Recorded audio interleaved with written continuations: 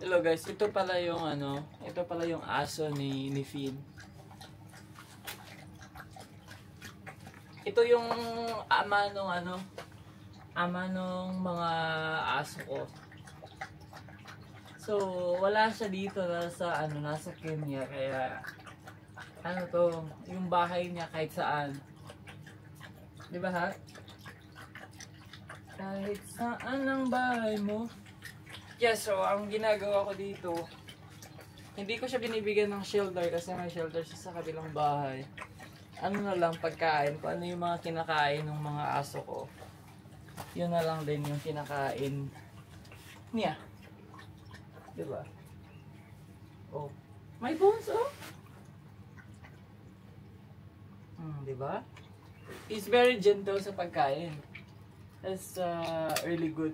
Itong isa naman masyadong ayaw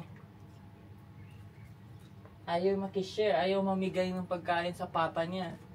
Shuri? Hak. Come on. Look at that. Hindi mga sa kanya to. Come here.